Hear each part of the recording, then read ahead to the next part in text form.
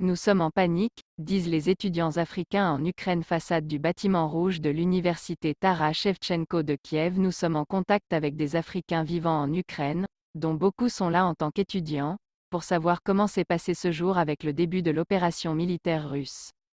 Nous voulons raconter votre histoire. Êtes-vous ou vos proches sont-ils actuellement en Ukraine? Si les tirs continuent, peut-être que dans les 72 heures ils vont nous évacuer. C'était vers 6 heures et 5 heures du matin en Ukraine ici, et on a entendu des tirs très lourds. Ça a tellement créé la panique, nous explique Issa da Silva, un Sénégalais qui vit en Ukraine depuis 2014. Après avoir terminé ses études, il est resté travailler à Kiev. Les tirs étaient un peu ciblés parce qu'ils n'ont tiré que sur les bases militaires ukrainiennes et c'était des tirs aériens. La situation actuellement, il y a beaucoup de panique. Que ça soit les citoyens ou les étrangers, tout le monde est en panique. Ce qui est demandé est que tous, nous restions ensemble, c'était la déclaration du président Zelensky. Il a demandé à ce que tous les citoyens et les étrangers restent sur place et que personne ne bouge. Au-delà de ça, ils ont déclaré un couvre-feu à partir de minuit, que personne ne circule dehors, poursuit-il. Le Sénégal n'a pas de représentation diplomatique en Ukraine. On nous avait fait parvenir une note parce qu'ici en Ukraine, on n'a pas une représentation diplomatique, c'est-à-dire qu'on n'a pas une ambassade ici. Notre ambassade se trouve en Pologne, confie-t-il. Au cas où les choses vont déborder, ils vont nous faire rapatrier vers la Pologne. Ils sauront si la situation va en rester là, sinon si les tirs continuent, peut-être que dans les 72 heures ils vont nous évacuer, dit-il. Je n'ai que 4 mois pour obtenir mon diplôme, si je dois être évacué, qu'adviendra-t-il de mes études? Jessica Orakpo est une étudiante nigériane en médecine à l'Université médicale nationale de Ternopil, dans l'ouest de l'Ukraine. Ce matin, j'ai été réveillée par un appel d'une étudiante et elle était très hystérique en pleurant. Elle m'a appelé pour me dire qu'il y avait eu une invasion de l'armée russe à Kiev et que les vols n'étaient pas disponibles pour le moment, raconte-t-elle. C'était effrayant parce que vous voyez littéralement les gens monter dans leurs voitures et emballer leurs affaires. Je suis allée acheter des médicaments de base et du Pandadol pour le stress ou autre. Je n'ai pas pu en acheter car la file d'attente était très longue dans les supermarchés.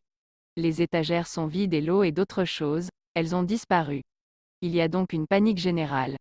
Les gens achetaient. Les gens essayent de faire des réserves. Même la station-service est pleine, et à un moment donné, la station-service a arrêté de vendre de l'essence. Des personnes font la queue dans une pharmacie locale, à Kiev, capitale de l'Ukraine. Elle dit qu'elle prévoit de rester sur place pour le moment. J'ai vraiment envie de partir, mais je suis face à un dilemme.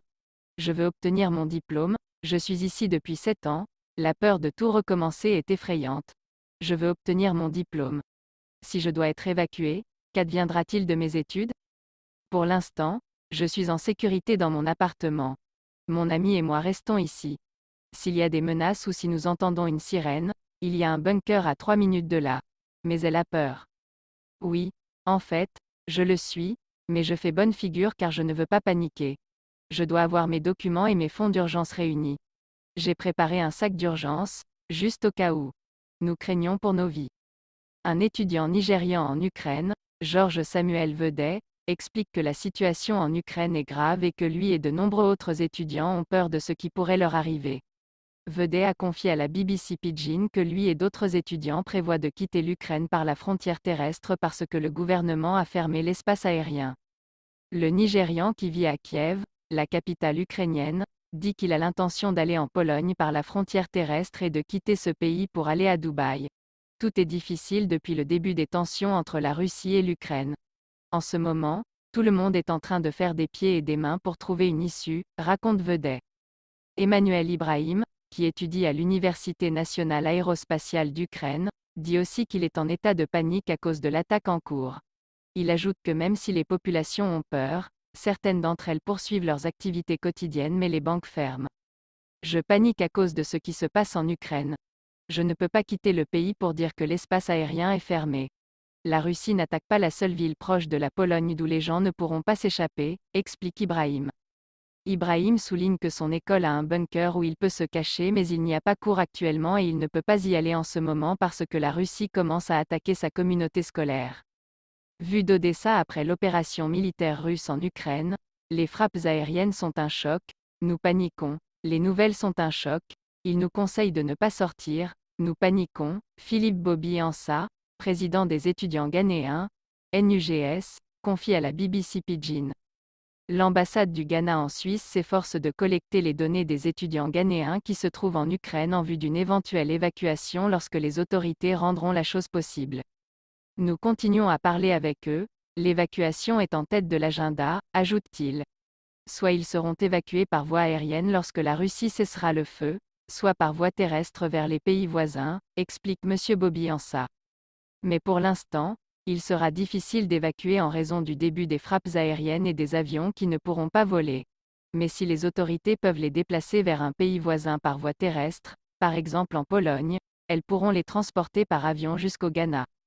Nos familles sont inquiètes, elles nous contactent pour savoir ce qui se passe, explique M. Bobby Ansah. Il explique qu'en ce moment même, l'Ukraine a annoncé l'état d'urgence que les autorités suivent pour assurer la sécurité des personnes. L'ambassade du Ghana en Suisse leur a également demandé de rester calme. Nous n'avons jamais de nouvelles du gouvernement nigérian. Un autre étudiant nigérian, qui se fait appeler Anthony, affirme qu'il est parti en Ukraine et qu'il n'a jamais eu de nouvelles de l'ambassade du Nigeria. Anthony, qui est resté en Ukraine pendant 5 ans, souligne que lui et d'autres étudiants ont écrit à l'ambassade mais qu'ils n'ont jamais eu de nouvelles. Il dit que son école dispose d'un bunker. Que disent les gouvernements du Nigeria et Ghana ?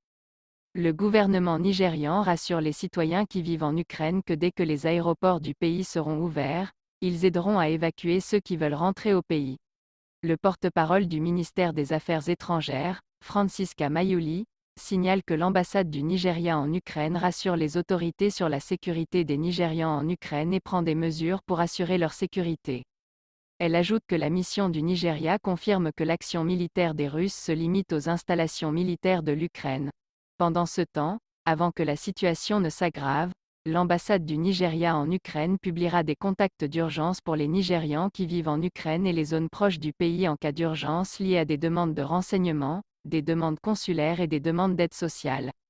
Le gouvernement ghanéen, de son côté, publie également une déclaration disant qu'il est préoccupé par la sécurité de ses citoyens en Ukraine. Le gouvernement ghanéen est très préoccupé par la sécurité et la sûreté de nos plus de 1000 étudiants et autres Ghanéens en Ukraine. Nous leur demandons de trouver un abri chez eux ou dans des centres d'hébergement publics pendant que nous demandons aux autorités, aux missions diplomatiques concernées et à notre consul honoraire de prendre des mesures supplémentaires, indique la déclaration.